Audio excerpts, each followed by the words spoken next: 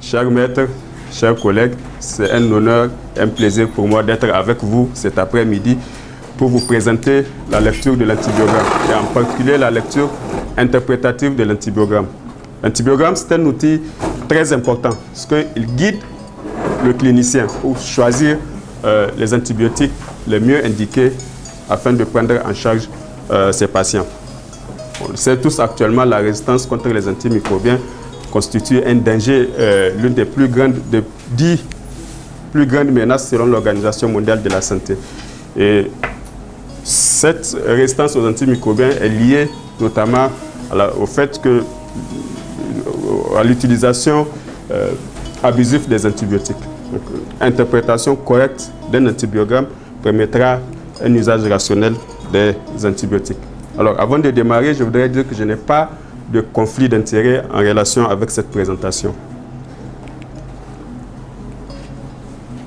Alors, nous allons parler un peu de comment on fait un antibiogramme et après, j'ai pris, parce que c'est très vaste, j'ai pris essentiellement deux familles de germes les plus courants, à savoir les staphylocoques et les entérobactéries. Alors l'antibiogramme, comme je l'ai dit tout à l'heure, c'est une aide à la prise en charge des infections bactériennes et ça permet un bon usage des antibiotiques. Les règles d'interprétation sont évolutives, comme nous allons le voir. Et ces règles sont basées sur les recommandations des sociétés savantes. Et il y a des notions importantes, des notions pertinentes que les prescripteurs doivent savoir afin de mieux interpréter les résultats qui sont fournis par les laboratoires de biologie. Par définition, l'antibiogramme, c'est un outil qui permet de mesurer in vitro la sensibilité des bactéries à des antibiotiques. Et alors, ça détermine la sensibilité ou la résistance aux antibiotiques d'une bactérie isolée dans un prélèvement et supposée être à l'origine d'un processus infectieux.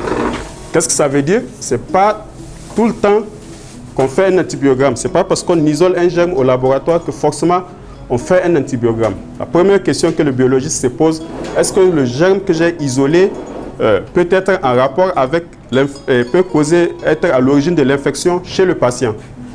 Est-ce que c'est une colonisation, une contamination, une souillure ou c'est réellement une infection? Et bien sûr, afin de mieux interpréter cela et de prendre la décision, la lourde décision de faire ou pas un antibiogramme, parce qu'une fois qu'on fournit au clinicien un antibiogramme, dans la grande majorité des cas, il va quand même traiter le patient. C'est la responsabilité du biologiste de déterminer que voilà, je vais faire un antibiogramme ou pas. Et pour cela, il doit être guidé notamment par des bons renseignements cliniques. Alors, il y a des notions importantes à savoir pour interpréter un antibiogramme. C'est ce qu'on appelle la CMI et la CMB.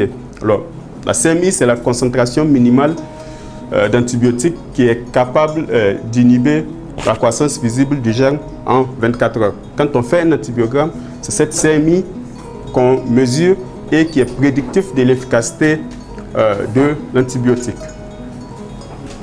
Et il y a également la concentration minimale bactéricide qui permet de détruire 99,99% des bactéries présentes au départ. Souvent, dans certaines situations, on fait le rapport CMI sur CMB. Alors, quand vous avez un résultat d'antibiogramme, il y a des catégories sensibles, intermédiaires et résistants qu'on vous met devant les antibiotiques. Il faut savoir que depuis 2019, la catégorie intermédiaire a été changée. On ne parle plus d'intermédiaire. Il catégorise la sensibilité des germes aux antibiotiques en 3 catégories. Il y a la catégorie sensible à la posologie standard ou sensible tout simplement. Alors, la probabilité de succès thérapeutique est élevée dans le cas d'un traitement basé avec cet antibiotique. Il y a la catégorie intermédiaire qui a été changée par la catégorie sensible à forte posologie. Ça veut dire que l'antibiotique peut marcher, mais il faut aller au-delà de la posologie habituelle. Et cette notion, dans la version anglaise, elle parle de sensibilité à forte exposition. Alors, les Français disent que ça peut un peu créer à confusion. Ils ont changé le terme de sensible à forte exposition par sensible à forte posologie. Un exemple, c'est que l'amoxicilline acylclavulanique diffuse très bien dans les voies urinaires. Donc, en cas d'infection urinaire, lorsqu'un germe est catégorisé, par exemple, intermédiaire à l'amoxicilline acylclavulanique, on peut l'utiliser, même s'il est intermédiaire, parce qu'on sait que ça a une très bonne diffusion par les voies urinaires. Alors, la souche peut être, la souche résistante, là, il n'y a pas d'évolution. Il y a un abus de langage souvent qu'on fait. On dit tel antibiotique est sensible ou bien tel antibiotique est résistant. Ce ne sont pas les antibiotiques qui sont sensibles ou résistants. C'est plutôt les germes qui sont sensibles ou résistants aux antibiotiques. Mais dans le langage courant, souvent, les gens disent tel antibiotique est résistant à tel germe ou tel autre. C'est plutôt les germes qui développent des mécanismes de résistance aux antibiotiques, aux antimicrobiens. Alors, comment on fait un antibiogramme au laboratoire? Il y a plusieurs techniques. On ne va pas rentrer dans les détails. Mais globalement, on peut les catégoriser. Il y a 3 groupes de techniques. Il y a les techniques de dilution en milieu liquide, où on va prendre des concentrations croissantes en antibiotiques, les liquides, et on va les inoculer avec le germe. Et on regarde la concentration la plus faible où on n'a pas de croissance bactérienne. Donc, ce qui détermine la CMI, la concentration minimale inhibitrice. Ça peut se faire en macro-dilution, donc dans des tubes, ou bien en micro-dilution sur des plaques. Ce sont des techniques qui sont un peu complexes, qui sont très lourdes et qui ne sont pas faites dans la pratique quotidienne. Couramment, ce qu'on utilise, c'est surtout la méthode des disques. Ce sont des disques, c'est du papier, ce n'est rien d'autre que des papiers buvables qui sont imprégnés d'antibiotiques, certaines concentrations en antibiotiques.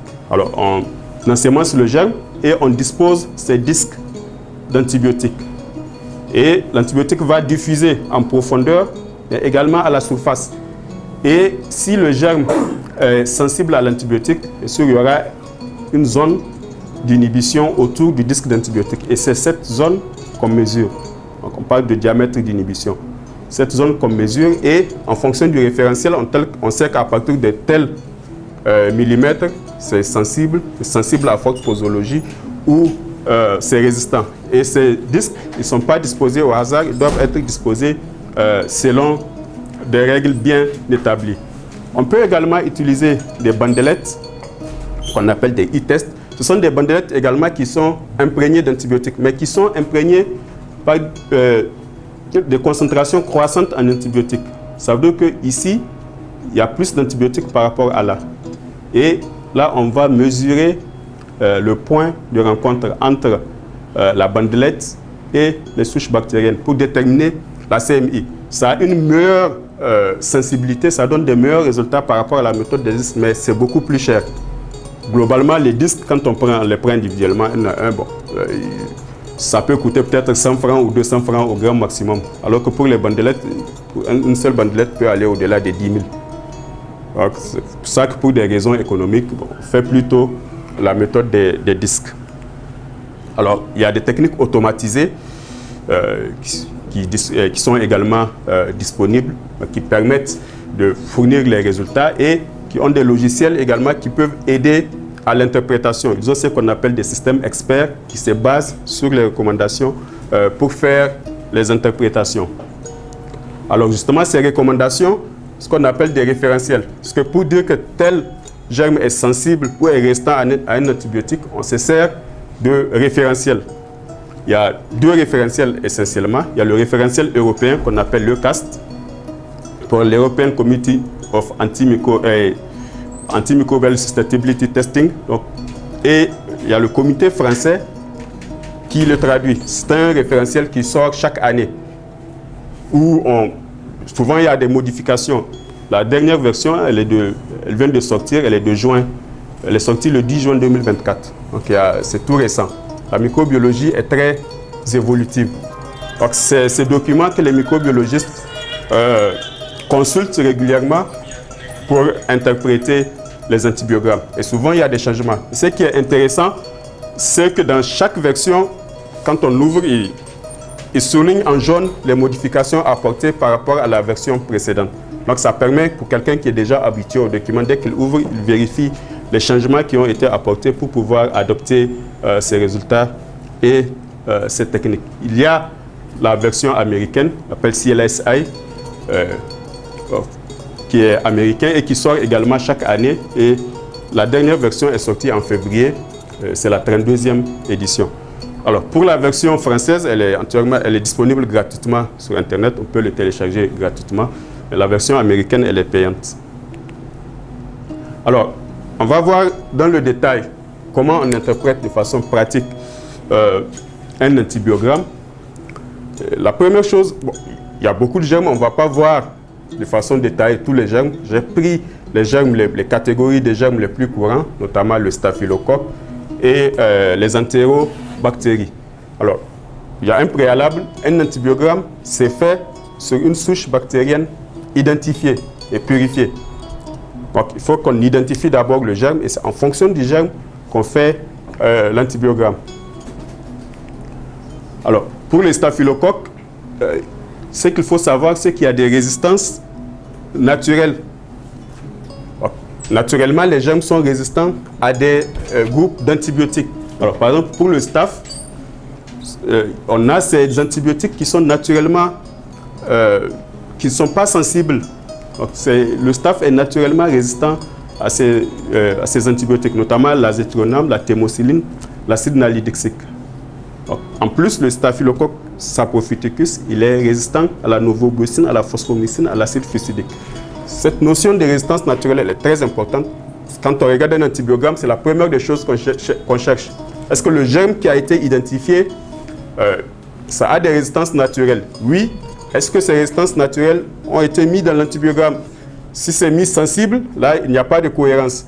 Il faut voir, est-ce qu'il y a une cohérence entre l'espèce qui a été identifiée et les résistances naturelles de cette espèce. Si j'ai un résultat d'antibiogramme des staphylocoques saprophyticus et j'ai la novobucine qui est sensible, là je sais qu'il y a un problème au niveau de l'identification ou au niveau des disques. Alors, la résistance naturelle, ça nous aide également à identifier les germes. Par exemple, le staphylocoque saprophyticus, on se sert du disque de novobucine parce que c'est le seul staphylocoque coagulase négatif qui est résistant à la novobucine. Donc, c'est comme ça qu'on l'identifie au laboratoire. Et on peut également se servir de ces résistances naturelles pour s'assurer que le germe qu'on a identifié, qu'on est sur la bonne voie. Je donne un exemple. J'ai fait mes tests, c'est du staphylocoque que j'ai identifié, mais je vais quand même mettre un disque d'azithromycine ou un disque de colistine dans mon antibiogramme.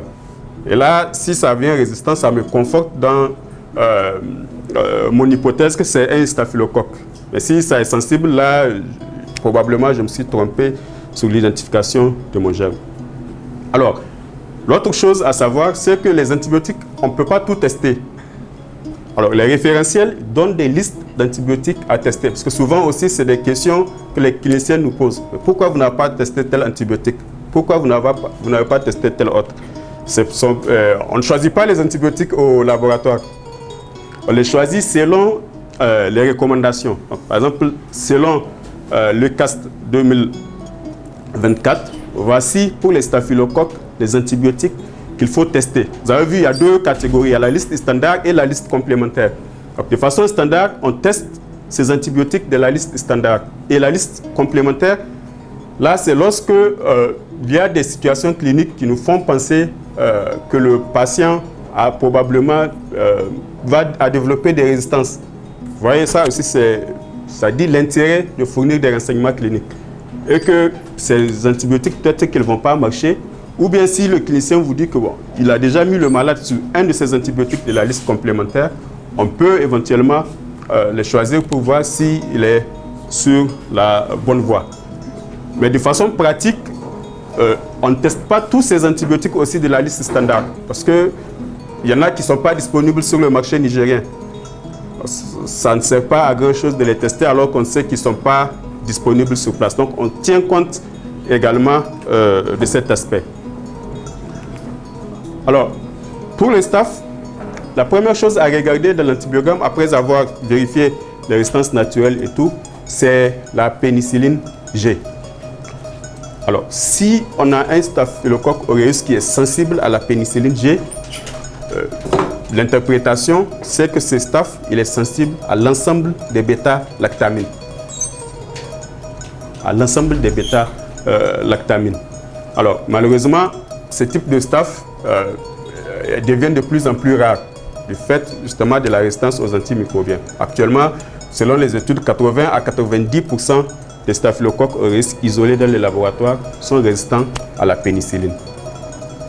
Sinon, si on a la chance de trouver un staphylocoque qui est sensible à la pénicilline G, automatiquement sur l'antibiogramme, on n'a pas besoin de tester les autres disques, on les met sensibles. Donc on va mettre sensible à l'amoxicilline, sensible à l'ampicilline, sensible à la cloxacilline, au ceftriaxone, à l'imipenem.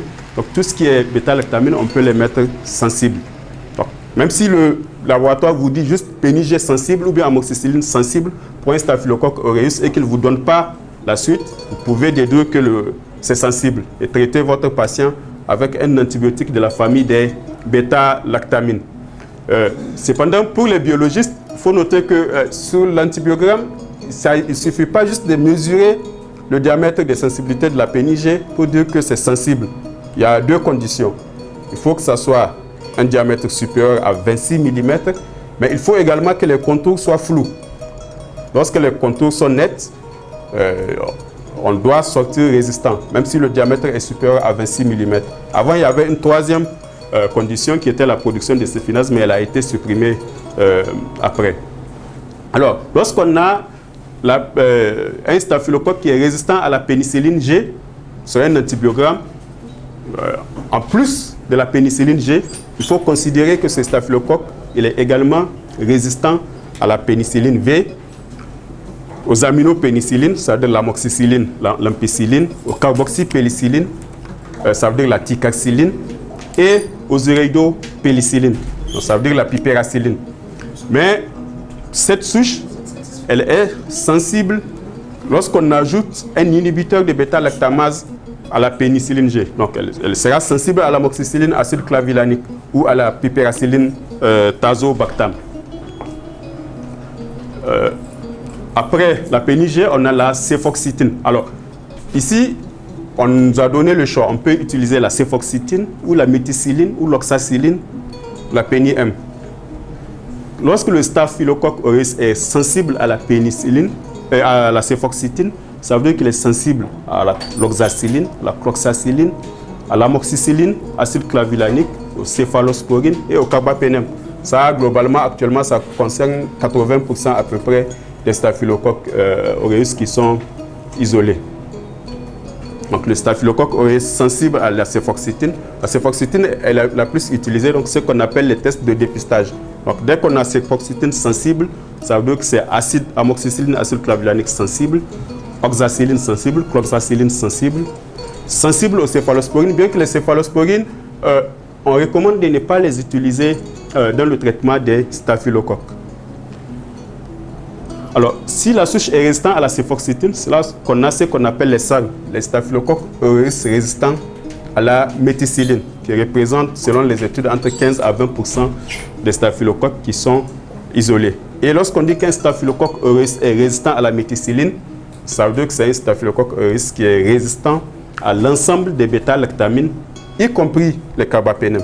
Il sera sensible uniquement aux céphalosporines de 5e génération, à savoir la ceftaroline ou le ceftobipol. En dehors de ces antibiotiques, les résistants à l'ensemble des bêta-lactamines. Alors, pour ce qui est des fluoroquinolones, on se sert du disque de norfloxacine pour interpréter l'antibiogramme du staphylocoque aureus. Ainsi, lorsque la norfloxacine est sensible, on va considérer que la moxifloxacine est sensible, que la délafloxacine est sensible, mais pour la ciprofloxacine, on dit de mettre sensible à forte posologie. Par contre, lorsque la norfloxacine, lorsque le staphylocoque aureus est résistant à la norfloxacine, les autres fluoroquinolones, on ne les met pas résistants systématiquement, mais plutôt il faut mesurer le diamètre N à 1, mais tout en précisant dans le compte rendu qu'il y a un risque d'échec thérapeutique important, parce qu'il va avoir une sélection des souches mutantes. Donc, sur un antibiogramme, si on met la norfloxacine résistant et qu'on met par exemple la ciprofloxacine sensible, ou la lévofloxacine sensible, il est préférable de ne pas utiliser ces antibiotiques. Ou même si on les utilise, de les utiliser en association. Pour les aminosides, la première chose à dire, ce sont des bactériostatiques. C'est-à-dire qu'ils n'éliminent pas les bactéries, ils stoppent la croissance des bactéries. Donc, les aminosides, on ne doit pas les utiliser en monothérapie. Il faut toujours les utiliser en bithérapie. Pour interpréter un antibiogramme des aminosides pour le Staphylococcus aureus, on se sert de la kanamycine. Lorsqu'on a la kanamycine sensible, automatiquement, on sort la trobamycine sensible et la gentamicine sensible. Alors, si par exemple, par contre, la souche est résistante à la gentamicine, automatiquement, cette souche est résistante également à la trobamycine et à la kanamycine. On ne peut pas avoir une souche de Staphylococcus aureus qui est résistante à la gentamicine et qui est sensible à l'amicacine. C'est ce qu'on appelle un phénotype impossible. Alors, pour les macrolides, toujours pour le Staphylococcus aureus, on se sert du disque de l'érythromycine. Une fois que l'érythromycine est sensible, on considère que la souche est également sensible à l'azithromycine, à la clarithromycine et à la roxythromycine. Par contre, si on a une souche qui est résistante à l'érythromycine, pour les autres macrolides, on doit les tester individuellement. Alors, pour les macrolides, il y a une particularité avec la clindamycine. Elle peut paraître sensible sur un antibiogramme, mais en fait, elle a une résistance. La souche est résistante, mais elle a caché le gène de résistance. Et pour découvrir, pour lui faire ressortir ces germes de résistance, on fait un test au laboratoire qu'on appelle le D-test, ou test de double diffusion. On dépose à côté du disque de clindamycine un disque d'érythromycine et vous voyez, ça forme un D. C'est ce qu'on appelle le test de double diffusion. Et quand on a ce test de double diffusion, bien que le diamètre correspond, on doit sortir le résultat comme étant une souche qui est résistante à la clindamycine. On va passer aux entérobactéries. Alors, les entérobactéries sont des germes également qui sont très fréquents. C'est les germes les plus isolés dans les laboratoires. C'est Escherichia coli, Klebsiella pneumoniae, les citrobactères, entérobactères, les salmonelles, les shigelles. C'est une famille qui a de nombreuses espèces. Et ces entérobactéries sont naturellement résistantes à la pénicilline G, à l'oxacilline, aux macrolides. Alors, aux macrolides, mais il y a quand même une exception pour les salmonelles. Les salmonelles sont sensibles à l'azithromycine. C'est une particularité. Alors, il y a des résistances également qui peuvent être spécifiques selon les espèces. Par exemple, les Klebsielles sont naturellement résistants aux aminopénicillines. Donc, si on a un antibiogramme où le germe isolé est Klebsiella pneumoniae et qu'on vous met ampicilline sensible, il y a un problème. Ça veut dire que le germe n'a pas été correctement identifié. Ou si c'est un entérobactère cloaqué, on vous dit que c'est sensible à la céfoxytine. Là également, c'est un phénotype impossible. La liste que le CAST recommande de tester pour les entérobactéries, donc on a la liste standard qui est là et la liste complémentaire qui est là. Alors, bien sûr, comme je l'ai dit tout à l'heure, on ne teste pas tous les antibiotiques de la liste en fonction de la disponibilité déjà de ces disques sur le marché et en fonction également de la disponibilité des molécules en question sur le marché, on fait le choix des antibiotiques à tester. Alors, pour les bêta-lactamines, Escherichia coli et salmonelle, ils sont sensibles à l'ensemble des bêta-lactamines. En dehors, bien sûr, on avait vu dans les résistances naturelles la pénigée de l'oxacilline, etc. En dehors de cela, les souches sauvages sont sensibles à l'ampicilline, à l'amoxicilline. Bien qu'actuellement, ils ont développé des résistances acquises. Pratiquement 90% ou plus d'Escherichia coli sont sensibles à l'ampicilline, à l'amoxicilline. En telle enseigne que beaucoup ont fait le choix de ne plus tester ces disques.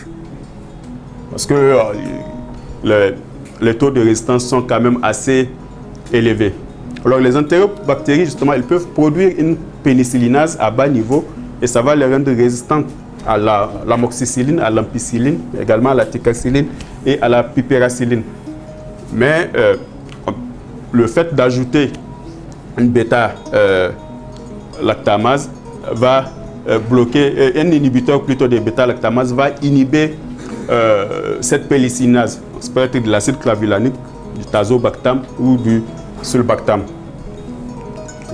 Par contre, pour les céphalosporinases de haut niveau, ces souches vont être également résistants aux pénicillines plus inhibiteurs. Donc, ils vont être résistants à l'amoxicilline plus acide clavulanique, mais également au CDG ou au C1G. Alors, il y a les céphalosporinases également. Pour les céphalosporinases, certaines bactéries les produisent de façon naturelle, comme les entérobactères ou les citrobactères. Pour les autres, ça peut être une résistance acquise et ça va les rendre résistants au C3G, au CDG, au C1G. Il n'y a que les céphalosporines de 4e génération, telles que la cefepime ou les carbapenem, qui peuvent être actifs. Et on recommande justement pour ces germes d'utiliser des céphalosporines de 4e génération. Par exemple, pour une entérobactère cloaquée, ou même souvent pour ceux qui produisent des pénicillinases à haut niveau, on recommande d'utiliser des C4G parce que ça peut être des céphalosporinases, mais qui sont déréprimées, donc qui n'apparaissent pas de façon spontanée sur l'antibiogramme. Les fameuses BLSE sont des bêta-lactamases à spectre étendu ou à spectre élargi qui vont hydrolyser l'ensemble des bêta-lactamines, excepté la céfoxytine, les carbapenem et les céphalosporines de 5e génération. Également, souvent, c'est une question qui revient. On identifie une souche bêta-lactamase à spectre élargi, qu'on le précise sur un antibiogramme. Qu'est-ce que ça veut dire bêta-lactamase à spectre élargi? Lorsqu'une entérobactérie est productrice de bêta-lactamase à spectre élargi, ça veut dire qu'elle est résistante aux aminopénicillines, aux céphalosporines de 1e génération, de 2e génération, de 3e génération, excepté la céfoxytine et les carbapenem restent sensibles. Alors, souvent, dans les BLSE, ils peuvent quand même marcher. On a des diamètres qui sont sensibles, qui peuvent être sensibles à forte posologie. Donc, on peut recommander de les utiliser dans les infections urinaires. Alors, on peut avoir des souches qui sont carbapenémases, donc qui sont résistantes au carbapenem, et là, c'est le vrai danger, parce que c'est des souches qui sont résistantes à l'ensemble des bêta-lactamines. Et souvent, les bactéries multirésistantes, en fait, ils ont ce qu'on appelle des résistances croisées. La plupart, ils vont développer des résistances dans la famille des bêta-lactamines, mais également dans d'autres familles, notamment dans les fluoroquinolones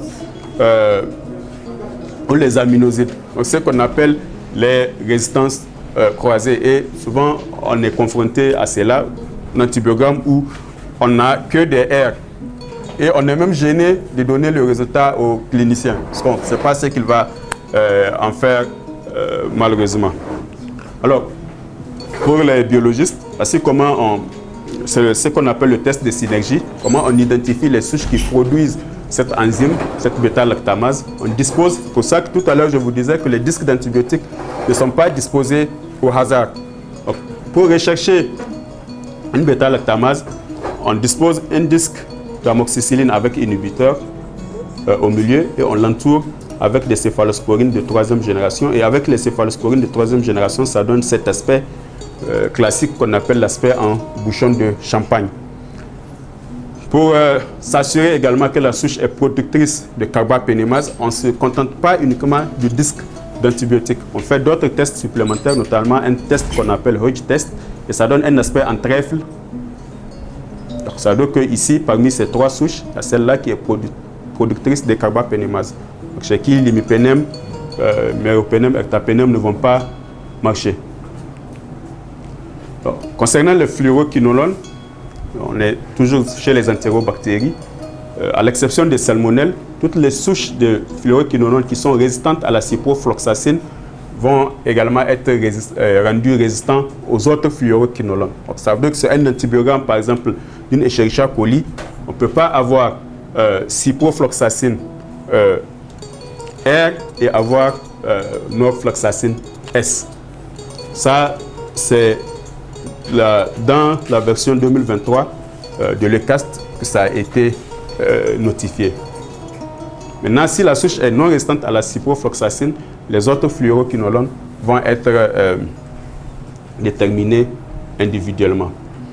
Pour le cas particulier des salmonelles, si la ciprofloxacine est catégorisée résistante, les autres fluoroquinolones doivent être également évalués séparément, mais il n'est pas recommandé de les utiliser.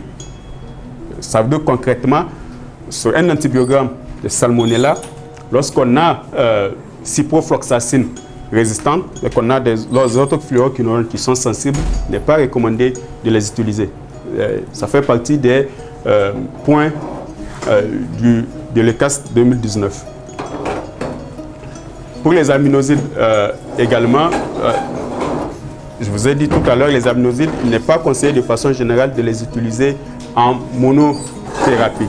Donc pour les salmonelles, on dit même d'interpréter résistant tout résultat sensible aux aminosides testés. Donc les aminosides, on doit les catégoriser comme résistants de façon systématique pour les salmonelles.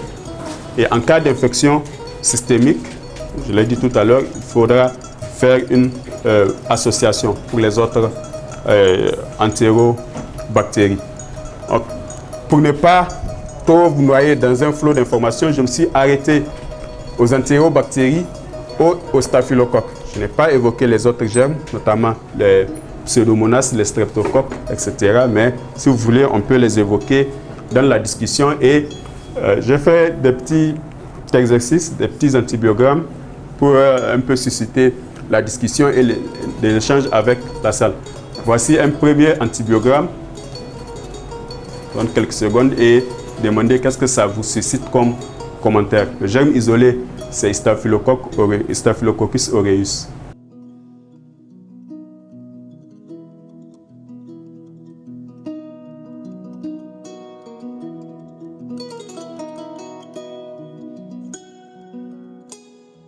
Effectivement, on a dit que si la souche est sensible à la céfoxytine, elle est sensible également à l'amoxyacylclavulanique, à l'imipenem, à l'oxacilline. Donc il y a un premier souci ici avec cet antibiogramme. Effectivement, l'azétronam, les staphylocoques aureus sont naturellement résistants à l'azétronam. Donc voici les soucis qu'on a. Donc ici, ça doit être R et ici, ça doit être S. Voilà. Alors, deuxième antibiogramme.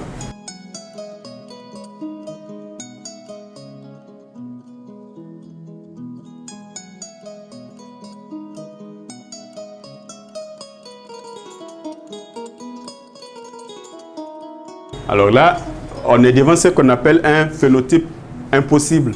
Parce que si on a la pénicilline G qui est S, obligatoirement la céfoxytine doit être S, l'oxacilline également doit être S. Et l'autre souci qu'on a, c'est la thémocyline, où le staph il est naturellement résistant à la thémocyline. J'ai mal, c'est thémocyline que je devais encadrer. Oui. Alors, ici, on a une souche d'Escherichia coli. Alors là, le souci qu'on a, c'est au niveau de l'érythromycine. L'Escherichia coli est naturellement résistant aux macrolides. Et cette souche, c'est une souche qui est productrice de bêta-lactamase à spectre étendu. Qu'est-ce qui nous permet de le dire? C'est la sensibilité à forte posologie à l'amoxicilline acide clavulanique. Mais la céfoxytine qui est la souche qui est sensible à la céfoxytine alors qu'elle est résistante à la ceftriaxone et à la céfoxtazine. Ça peut paraître paradoxal, mais pour les souches BLSE, productrices de BLSE, c'est comme ça que ça apparaît. Donc voilà, c'est la souche BLSE. Donc, les BLSE, ils sont quand même sensibles au carbapénème. Et souvent, ils ont une résistance croisée. Donc, souvent, dans la très grande majorité des cas, quand on a des souches qui sont BLSE ou qui sont carbapénémases, les autres familles d'antibiotiques, il est fort probable également qu'on ait des résistances à leur niveau. On va revenir. Alors, donc, pour l'érythromycine, on a dit que c'est une résistance naturelle. Alors, on n'a pas parlé du Pseudomonas, mais je vous mets cet antibiogramme quand même.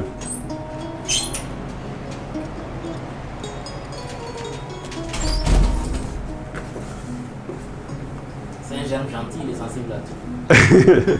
Justement, le Pseudomonas, naturellement, il n'est pas gentil. Naturellement, il est très méchant. En fait, le pseudo... Voilà. Il est ici le germe qui est anti-pseudomonas par excellence, l'antibiotique, pardon, Oui. c'est la ceftazidime. Exactement. Dans les recommandations,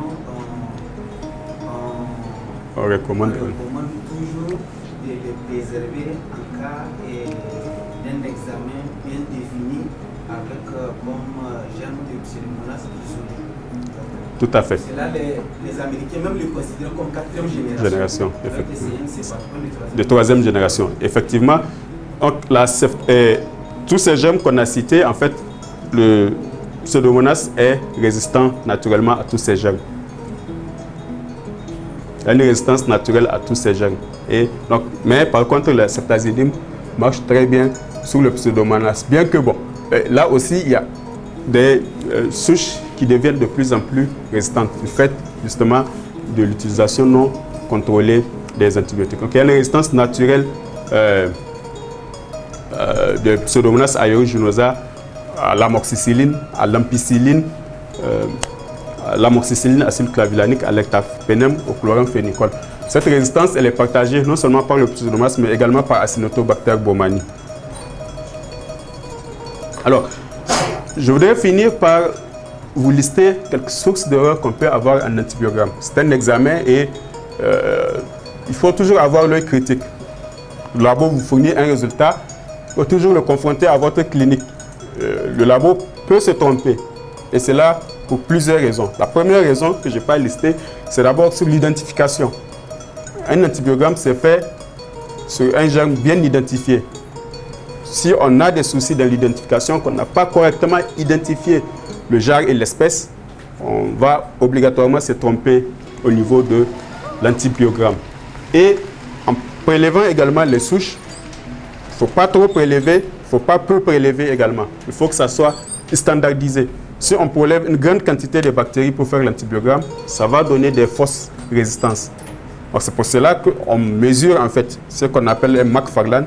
Quand on prend les souches, on mesure d'abord pour avoir un inoculum qui est bien standardisé.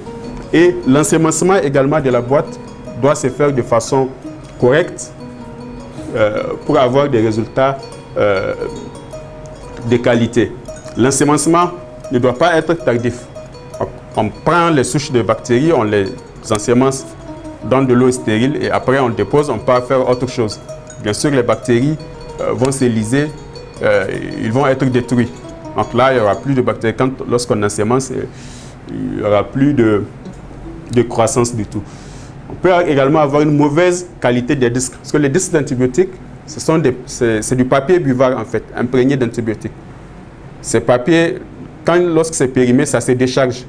Plus le temps passe, plus c'est mal conservé ou c'est conservé de l'humidité, la concentration en antibiotiques va diminuer. Donc, ce qui fait que le germe va être résistant. Donc, ce sera des fausses résistances. Et il y a des disques qu'il faut conserver à moins 20 degrés. Donc, si on les conserve dans le réfrigérateur à 4 degrés également, ça va se décharger. Donc, ça doit être conservé au niveau congelé. Et lorsqu'on les prend également, donc dès qu'on utilise les disques dont on a besoin, on le ramène. Mais si on finit qu'on laisse sur la paillasse jusqu'au soir ou le lendemain, ça peut se décharger. Lorsque le disque n'est pas très bien appliqué sur la gélose également, on peut avoir des risques d'erreur. On peut avoir également des risques d'erreur au niveau de la lecture du diamètre. Parce que bon, avec l'expérience et tout, certains ils regardent juste la boîte, le diamètre est grand, donc c'est sensible, il est petit, c'est résistant. Alors qu'il faut mesurer pour avoir un diamètre qui est bien précis. Malheureusement, ce n'est pas ce qui s'est fait toujours. On peut également avoir bien sûr des risques au niveau de la transcription des résultats. Donc, je vous ai mis ces éléments, même que c'est de l'ordre de la biologie pure, mais pour que vraiment vous voyez les erreurs, les risques potentiels d'erreurs qui peuvent se produire lors de la réalisation d'un antibiogramme. Alors enfin, l'antibiogramme, c'est un outil qui est indispensable pour le bon usage des antibiotiques. Son interprétation requiert une bonne connaissance des antibiotiques, des classes d'antibiotiques, de leur mode d'action, et le dialogue entre les biologistes et les cliniciens est la seule garantie des résultats qui sont fiables. Alors, je voudrais terminer en vous mettant cette étude qui est sortie il n'y a pas longtemps et qui a fait beaucoup de bruit dans la presse sur la résistance aux antimicrobiens en Afrique subsaharienne. C'est une méta-analyse qui a porté sur 122. Ils ont fait le résumé de 122 études réalisées en Afrique, dont notamment des études nigériennes, et on a trouvé des taux de résistance aux céphalosporines qui peuvent aller jusqu'à 85%. C'est pour vous dire vraiment le danger dans lequel nous sommes. Et pour vous dire, oui, la ceftriaxone, effectivement. Et pour vous dire également la nécessité de bien interpréter les antibiogrammes. Je vous remercie pour votre attention et je suis disponible pour vos questions et vos contributions.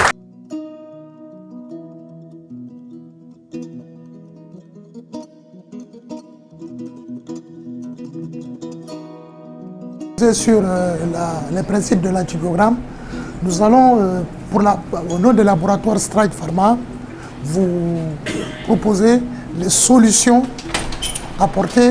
proposées par ce laboratoire dans la prise en charge en matière d'antibiothérapie. Mais avant de rentrer dans le vif du sujet, nous allons sacrifier à des civilités pour vous saluer. Assalamu alaikum. Dubungaskuya de Hatan Liri, Wafofo, Matoulé, Lafia, Ouche Ouche, Jamwali. Bonjour. On a essayé de n'oublier personne. Ceci dit, Bétazidime, nous allons, la première solution proposée par le laboratoire Stride Pharma en antibiothérapie s'appelle Bétazidime. Bétazidime injectable, 1 gramme, boîte de 1 flacon, sauve des vies lorsqu'un traitement antibiotique probabiliste s'impose dans les infections mortelles. Nous allons voir à travers les diapositives qui vont suivre quelle est l'efficacité de bétazidime dans le traitement des infections bactériennes potentiellement mortelles. Okay. Introduction. Les infections bactériennes graves, voire potentiellement mortelles, constituent une cause importante de morbidité et de mortalité chez les sujets malades de tous les âges. Pour y remédier efficacement en urgence, on a recours à l'antibiothérapie probabiliste qui consiste à la prescription d'antibiotiques réalisés avant que ne soit connue la nature et ou la sensibilité des micro-organismes responsables de l'infection. Dans cette perspective, bétazidime injectable 1 gramme, boîte d'un flacon, est la solution proposée par le laboratoire Stride Pharma. En effet, choisissez et prescrivez en urgence bétazidime 1 gramme injectable lorsqu'un traitement antibiotique probabiliste s'impose dans les infections graves potentiellement mortelles, si les agents pathogènes soupçonnés sont nombreux et qu'aucun temps ne permet de poser un diagnostic ferme. Bétazidime injectable, 1 gramme injectable, c'est votre molécule de ceftazidime, un antibiotique de la famille des bêta-lactamines et du groupe des céphalosporines de 3e génération préconisé chez les sujets malades de tous les âges. Bétazidime injectable sauve des vies lorsqu'un traitement antibiotique probabiliste s'impose. Les preuves de l'efficacité de bétazidime 1 gramme injectable, boîte d'un flacon, seront apportées par les réponses aux questions suivantes. Première question, quel bénéfice à patient apporte bétazidime 1 gramme injectable, boîte d'un flacon? Quelles sont les performances thérapeutiques de bétazidime 1 gramme injectable, boîte d'un flacon? Et quelles sont les caractéristiques pharmacologiques de bétazidime 1 gramme injectable? Ce sont autant de questions auxquelles nous essaierons d'apporter des réponses, mais des réponses basées sur des études scientifiques dont nous vous communiquerons les références au fur et à mesure. Quels sont les bénéfices? Première question donc, quels sont les bénéfices patients qu'apporte bétazidime 1 gramme injectable, boîte d'un flacon. Dans les infections graves, potentiellement mortelles, prescrivez bétazidime recommandé dans les infections hématologiques du système lymphatique, dans les infections du système immunitaire, dans les infections du système nerveux, dans les affections vasculaires, les affections gastro-intestinales, les affections hépatobiliaires, les affections de la peau. Bref, vous voyez que c'est un produit à suffisance indiqué dans les affections hospitalières d'une manière générale. Quelles sont les performances thérapeutiques de bétazidime 1 gramme injectable boîte d'un flacon? En monothérapie, bétazidime injectable est aussi efficace que le traitement associant des antibiotiques classiques. Source, Journal américain de médecine, année 1985, numéro 79, page 110 à 113. Bétazidime injectable, c'est 96% d'éradication des bactéries pathogènes dans les infections urinaires, des voies urinaires, et 100% d'éradication de Pseudomonas aeruginosa. Cette assertion est illustrée par ce graphe d'une étude comparative et qui nous montre, qui révèle le taux élevé de guérison clinique dans les septicémies et de pneumonie nosocomiale. On voit que la bétazidime a 100% d'efficacité bactéricide sur le Pseudomonas aeruginosa, et sous la bétazidime, on enregistre des meilleurs taux d'éradication des bactéries uropathogènes dans les infections des voies urinaires, jusqu'à 96% sur l'Escherichia coli. Source, Revue américaine de médecine, année 1985. Deuxième source, Journal américain de chimiothérapie, année 2006. Troisième source, Journal américain des infections hospitalières, année 1990. Administré en monothérapie, bétazidime 1 gramme, boîte d'un flacon injectable, donne une meilleure réponse clinique dans les infections nosocomiales comparativement à l'association ceftriaxone-tazobactam. Donc, supérieure en monothérapie, la bétazidime est plus efficace que l'association ceftriaxone. Donc, ça va dans le même sens que ce qui a été développé tout à l'heure. Et ceci est illustré par le graphe qu'on a ici, où ce graphe nous apporte des réponses cliniques dans les infections nosocomiales sous bétazidime, notamment dans les pneumonies nosocomiales, dans les septicémies nosocomiales et dans les infections compliquées des voies urinaires. En cas de septicémie, on enregistre 73% d'efficacité avec bétazidime 1 gramme injectable administré en monothérapie contre 59% d'efficacité pour l'association ceftriaxone-tazobactam, d'où jusqu'à 14% d'efficacité supérieure de la septicémie de la bétazidime, notamment en faveur de la bétazidime. Okay. Voilà le graphe qu'il a prouvé, et voilà l'étude comparative qui est là. Voilà. 73% pour la ceftazidime en bleu et 59% pour l'association de ceftriaxone-tazobactam. Dans les infections compliquées des voies urinaires, on relève 80% d'efficacité clinique avec bétazidime administré en monothérapie contre 76% d'efficacité pour l'association ceftriaxone-tazobactam. Ce qui est illustré par le graphe ici. En bleu, la ceftazidime 80% et en orange, l'association ceftriaxone-tazobactam 80% contre 76%, c'est bon à prendre. Dans la pneumonie nosocomiale, pareil, on remarque 73% d'efficacité clinique avec bétazidime injectable en administrée en monothérapie contre 65% pour l'association ceftriaxone-tazobactam. Donc, vous voyez, les sources, c'est vraiment des sources américaines, le Journal américain de chimiothérapie, le Journal américain des maladies infectieuses, volume 20, page 1217. Hein, voilà. En cancérologie, Bétazidime, non. Bétazidime administrée en immunothérapie est la plus active des céphalosporines disponibles contre les pseudomonas aeruginosa. Au jour d'aujourd'hui, l'aéruginosa, qui est un germe particulièrement méchant, ça a été signalé tout à l'heure. Source, Journal américain de chimiothérapie, année 2006, page 185 à 189.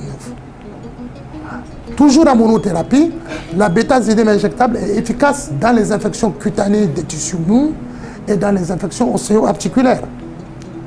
En cancérologie, la monothérapie avec la bétazidime en intraveineuse apparaît sûre et efficace chez les patients atteints de cancer avec le faible risque de neutropénie fébrile de grade 4 après la chimiothérapie cytotoxique et peut sensiblement réduire les coûts des antibiotiques.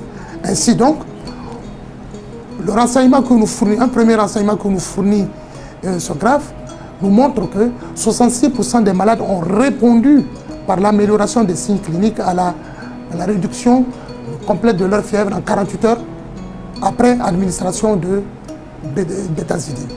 Par ailleurs, 87% des malades hospitalisés chez 87% des malades hospitalisés, on a observé une efficacité bactéricide maintenue de ceftazidime, de bétazidime, tout au cours de leur séjour à l'hôpital, et cela sans échappement thérapeutique, c'est-à-dire sans baisse d'efficacité du produit. Efficacité maintenue de bout en bout du traitement pendant le séjour à l'hôpital chez 87 malades sur 10. Donc pratiquement chez 9 malades sur 10. Chez 85% des malades. Au total, on peut déduire que bétazidime, 1 gramme injectable, c'est jusqu'à 93% de guérison clinique obtenue. Au jour d'aujourd'hui, à ma connaissance, la bétazidime est l'une des rares ceftazidime disponibles sur le marché pharmaceutique dans les officines. Maintenant, quelles sont les caractéristiques pharmacologiques de bétazidime injectable? Nous venons de voir les performances thérapeutiques remarquables de bétazidime, mais elles sont dues à quoi? Eh bien, elles sont fondées sur des caractéristiques pharmacologiques que nous allons découvrir ensemble tout à l'heure. Alors, d'abord, le spectre d'activité antibactérienne. Quel est-il? Source, RCP, donc les mentions légales, le résumé caractéristique du produit, nous les avons reproduits tels quels. Espèces habituellement sensibles, aérobie gram positif, streptocoque pneumonia, les aérobies gram négatifs. Les aérobies gram négatifs, tels que les voilà, Escherichia coli, Enterobacter, Citrobacter, n'est-ce pas? On a les Morganella, etc. Dans le Pseudomonas aeruginosa, particulièrement, entre 10 à 30% des Pseudomonas aeruginosa tombent sous le coup de la bétazidime, n'est-ce pas? Et dans les germes anaérobies, voilà. Espèces modérément sensibles, le Staphylocoque métis notamment, n'est-ce pas? Les espèces résistantes, Enterocoque, Listeria, Staphylocoque métiaire.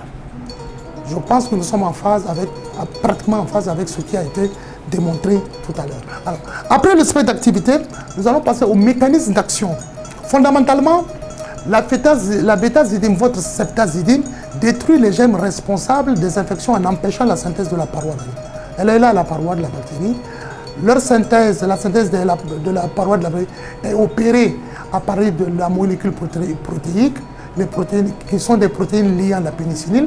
Eh bien, après administration de la bétazidime, que voici, la molécule va s'introduire et va inhiber la molécule protéique, bloquant ainsi la synthèse, la production de la paroi cellulaire, d'où la lyse, c'est-à-dire la destruction de la bactérie. Voilà le mécanisme d'action par lequel la bétazidime détruit les bactéries. Alors, ce mécanisme d'action va se faire rapidement et durablement. Rapidement parce qu'on a une concentration sérique maximale de bétazidime qui est atteinte au bout d'une heure maximum après l'administration du produit. Une longue durée d'action thérapeutique également de bétazidime en raison d'une demi-vie d'élimination de bétazidime qui est de 1,8 heure en moyenne, en raison également d'une durée de vie, d'une demi-vie d'élimination qui, non, en raison également de 24 heures d'activité bactéricide liée au fait que le produit, la ceftazidime, est éliminé sous forme inchangée dans les urines et en raison du fait que on a jusqu'à 90% de biodisponibilité. Donc, ce sont les actions conjuguées de ces trois propriétés pharmacocinétiques qui confèrent à la bétazidime une longue durée d'action. En dépit d'une demi-vie relativement courte, qui caractérise généralement les antibiotiques puissants, une heure de vie, ceci est relayé et compensé par le fait que le produit, la ceftazidime, est éliminé sous forme inchangée, telle qu'elle, au bout de sur 24 heures. Donc, efficacité bactérienne maintenue sur tout le cycle nictéméral de 24 heures et avec une biodisponibilité de 90%, puisque à l'issue, après administration du produit, ce sont 90% de la dose initiale ingérée qui vont être éliminées. Donc, c'est les actions conjuguées de ces trois paramètres qui confèrent à la bétazidime une longue durée d'action thérapeutique. Quelle posologie? Quelles sont les posologies de bétazidime injectable?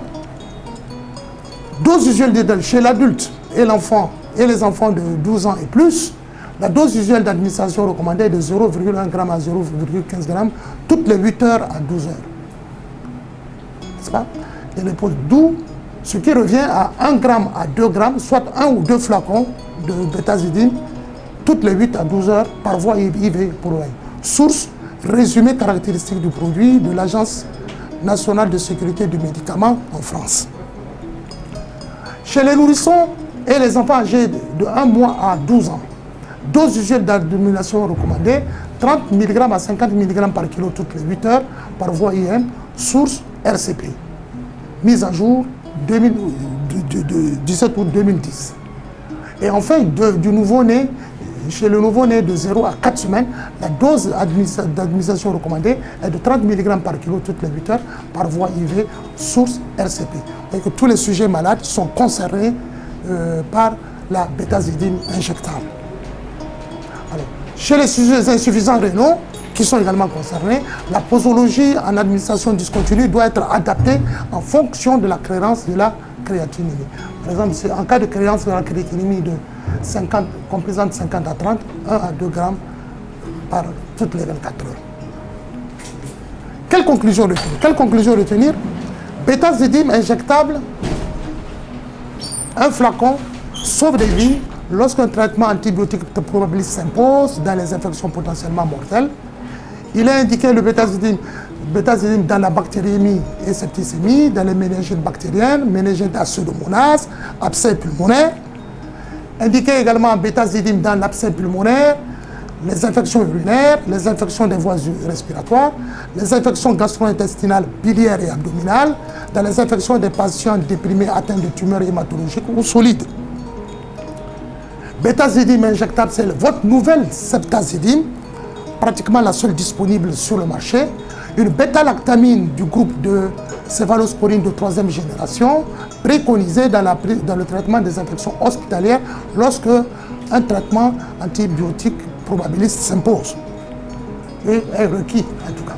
Bétazidime injectable sauve des vies en antibiothérapie chez les sujets malades de tous les âges lorsque le pronostic vital est engagé chez les malades de tous âges, nouveau-nés, nourrissons, enfants, adultes. En monothérapie, bétazidime injectable est aussi efficace que le traitement associé des antibiotiques classiques, source Journal américain de médecine 1985. Bétazidime injectable est bien tolérée parce que prescrite chez la femme enceinte et chez la femme allaitante. Bétazidime, 1 gramme, boîte d'un flacon injectable, est un antibiotique de pointe qui apporte des réponses cliniques et microbiologiques efficaces dans les infections dues au pseudomonase. Tout à l'heure, nous avons appris que bon, il était à la limite entre bétazidime, la ceftazidime située entre les céphalosporines de 3e génération, voire d'autres la classe parmi les céphalosporines de 4e génération. S'il y a des croisements, il y a des points d'inhibition maintenant, comment ça parle pour pouvoir faire la mesure?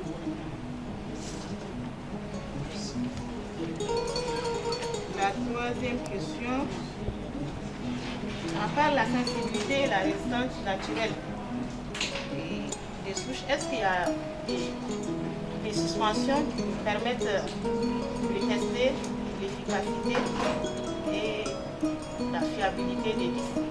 Comme dans les autres matières hémato-biochimie, on a des formes de contrôle. Donc, est-ce qu'il y a des suspensions qui sont censées vous aider pour vérifier l'efficacité des disques? Merci. Boîte de 90, de 60 ou bien si c'est les grandes boîtes de 120. Normalement, sur les petites boîtes, il ne faut pas aller au-delà de 6 antibiotiques, 6 disques.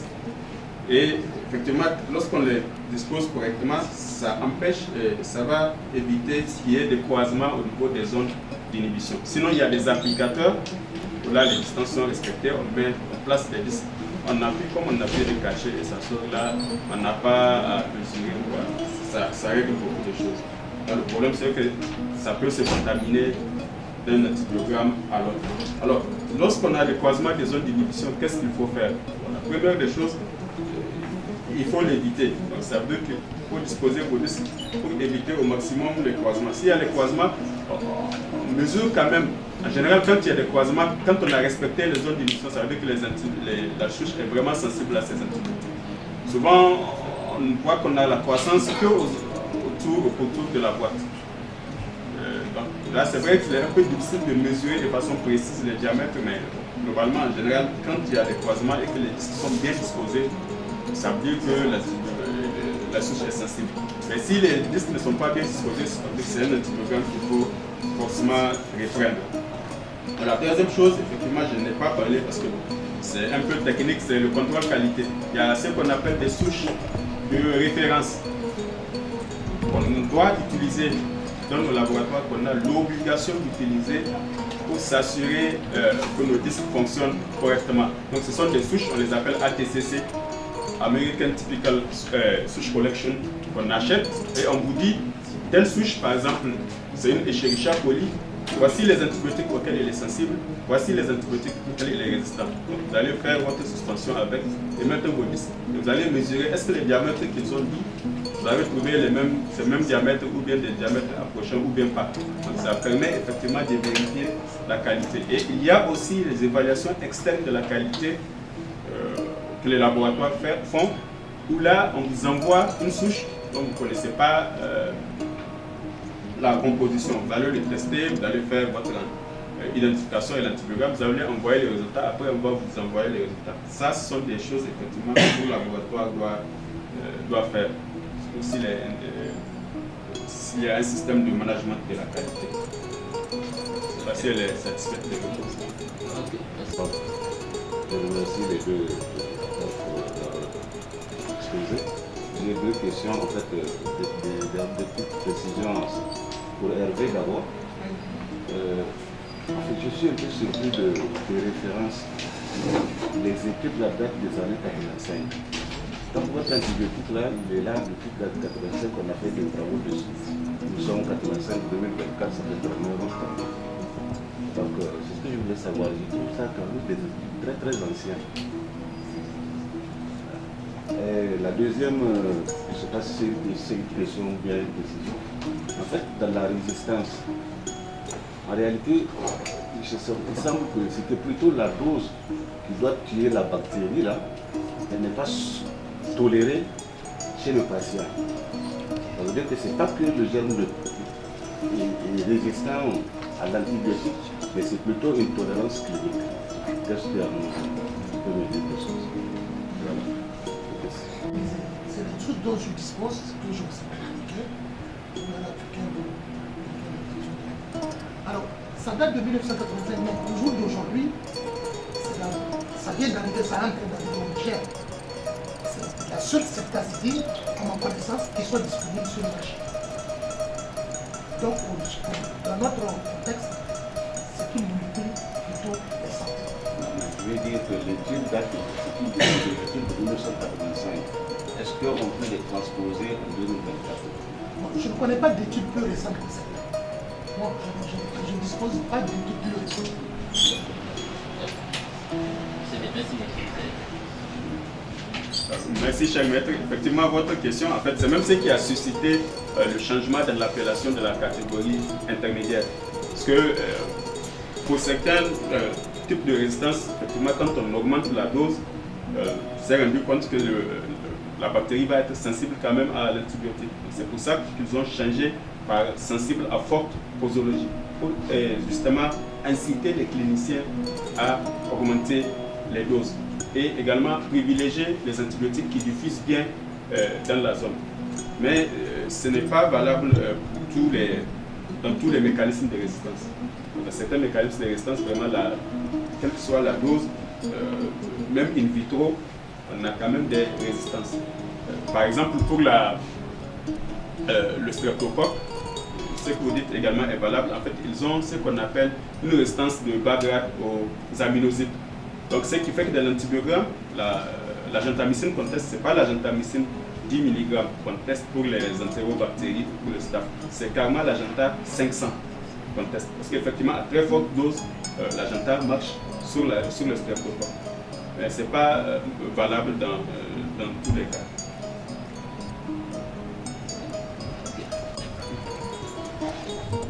Bonsoir à tous, je suis le Dr Sani, urgentiste. Et merci à Dr Mbokar pour sa bonne présentation. Je sais que c'est un sujet d'importance capitale parce qu'on est toujours derrière le laboratoire quand c'est trop en face d'un patient septique grave, notamment les choses septiques, les sepsis sévères, etc. Maintenant, ma question est la suivante. Je m'attendais à ce que les infirmiers posent cette question, mais bon, pour parler d'un antibiogramme, il faut d'abord la culture. Pour parler de cette culture-là, il vous faut un bon échantillon. Maintenant, j'aimerais savoir, en cas d'une plaie se infectée, qu'est-ce qu'il faut réellement prélever pour avoir un examen fiable et un antibiogramme, on peut espérer avoir un bon résultat clinique. Et donc c'est la première question. La deuxième, quelle est la valeur d'une culture et par conséquent d'un antibiogramme chez un patient qui a déjà reçu un traitement antibiotique? Parce qu'on sait, aujourd'hui, la plupart des patients, quand ils viennent en consultation, c'est parce que déjà, ils ont fait une automédication et on sait qu'on tous des fois, on prend de l'amoxicilline. Si on a 40 densité parasitaire, on associe un antibiotique au cas où, bon, c'est devenu très très fréquent. Donc, quelle est la valeur de cet examen-là pour un patient qui a déjà pris de l'antibiotique? Et autre chose, on a tous constaté, comme cliniciens, que la résistance aux céphalosporines est très inquiétante, notamment la cétriaxone. On se pose beaucoup de questions. Le produit est réellement sous-dosé? Est-ce que réellement la molécule même est existante dans les flacons? Ou bien c'est tout simplement les germes qui sont réellement résistants à cette molécule-là? Tout à l'heure dans votre présentation, vous parlez d'une résistance de jusqu'à 5%. Maintenant, j'aimerais savoir dans cette famille de céphalosporines, c'est la ceftriaxone ou bien c'est toute la famille de céphalosporines? Si c'est la ceftriaxone, est-ce que vous nous recommandez de ne plus l'utiliser, de la mettre en quarantaine ou bien de la vendre à jamais? C'est ma question. De façon générale, au laboratoire, pour avoir un bon résultat, il faut que la phase pré-analytique, notamment les prélèvements, soient de très bonne qualité. C'est valable également en bactériaux. Malheureusement, c'était une heure, on n'a pas le temps d'aborder ces aspects. Pour les CBU, en ce qui concerne les plaies essuyées en tant que tel, le prélèvement, comme dans l'habitude de faire l'écouvillonnage, il n'est pas recommandé. Parce que quand on n'a pas le choix, on le fait. Parce que le problème de l'écouvillonnage, on risque de prendre la surface. Et souvent, quand on a les germes, on ne sait pas, c'est une souillure c'est une contamination, parce que surtout si la plaie est ouverte, elle est en contact avec l'extérieur, c'est un peu difficile. C'est difficile. Donc, ce qui est recommandé normalement, c'est de faire un prélèvement en profondeur. Souvent avec la douleur, etc., c'est compliqué. Mais dans tous les cas, il faut bien nettoyer la plaie avec du sérum physiologique, enlever les parties mortes. Et même si c'est avec un écouvillon, vraiment essayer d'aller le plus profondément possible. Et idéalement, faire 2 écouvillons aussi. Parce qu'il ne faut pas faire un seul écouvillon. 2 écouvillons, ça permet au laboratoire de faire un examen direct et d'ensemencer les différents types de milieux de culture. Permettez-moi d'ouvrir une parenthèse. Cette question amène une autre question qu'on nous pose souvent. Ah, il y a la plaie, il y a les signes d'infection, mais on a fait la culture, il n'y a rien. Qu'est-ce qui se passe? Bon, il y a plusieurs raisons. Donc ça répond à votre deuxième question. C'est souvent les patients. Effectivement, il y a une antibiothérapie qui est faite avant même que le patient ne consulte. Et deuxièmement, surtout dans le cas particulier des plaies et les plaies souillées, en fait, tout ce qu'on isole ici dans nos laboratoires, qu'on doit aller entre guillemets, ce sont des bactéries anaéro-aérobies facultatives. En fait, on n'a pas les capacités d'isoler des germes anaérobies stricts. Donc souvent dans les plaies souillées, quand il y a de la terre et tout, c'est ces genres de germes qui sont prédominants. Actuellement, les dernières études, par exemple les infections articulaires, les infections osseuses, quand on prend la littérature, le premier germe qu'on retrouve c'est Kingella kingei. Aucun laboratoire au Niger ne peut isoler Kingella kingei. Alors que dans des études, vous allez voir, ça représente 50-60% ou plus des germes isolés dans les infections osseuses et articulaires. Donc ça également, c'est une limite qu'il faut noter. Donc quand on vous dit que c'est pour ça que souvent on dit culture stérile sur milieu hygiène. Ce n'est pas parce que la culture est stérile que le malade n'est pas forcément contaminé. Donc, pour revenir encore à la première question, vraiment le prélèvement à profondeur, ça permet d'éviter les souillures. Parce que ce qui est grave et ce qui peut favoriser les résistances, c'est de faire des antibiogrammes sur des souillures, sur des germes qui ne sont pas en réalité responsables de l'infection chez le patient. Alors, pour la troisième question, là, c'est une très grosse question, effectivement, les céphalosporines. Alors, dans le CAST, vous allez voir maintenant, pour la plupart des germes, pour, par exemple, je vous ai dit tout à l'heure, l'Enterobacter, Citrobacter, il recommande d'utiliser la CPP, céphalosporine de 4e génération. Alors, je ne sais pas sincèrement si c'est disponible sur place. Voilà. Donc, ou bien les C5, les 5e génération. Peut-être que ça coûte plus cher. Alors, pour la ceftriaxone, pour surtout, il n'est pas recommandé de l'utiliser dans les infections à staphylocoque. Il n'est pas également recommandé de l'utiliser lorsqu'il y a une céphalosporinase. Parce que là, ça peut déréprimer la céphalosporinase et c'est ce qui favorise justement l'émergence de ces résistances aux céphalosporines de 3e génération. Ça concerne aussi bien la céfoxétine que la céfoxazine, parce que c'est un même mécanisme de résistance, parce que ça hydrolyse le noyau, les bêta-lactames, le noyau bêta-lactame de l'antibiotique, que eux tous ont en commun. Voilà ce que je peux. Bon, elle a parlé d'une série d'infections dans lesquelles on peut utiliser la ceftazidime, presque tous les systèmes. Et toujours à préciser que cette céphalosporine est beaucoup plus efficace pour les grands négatifs. Parce que c'est les céphalosporines, d'autant plus que la génération avance, ils sont beaucoup plus efficaces dans les grands négatifs, chez les germes grands négatifs. Donc, c'est un antibiotique qui peut être très intéressant, mais si on l'utilise de manière inappropriée, on va se retrouver dans la même situation que la ceftriaxone exactement.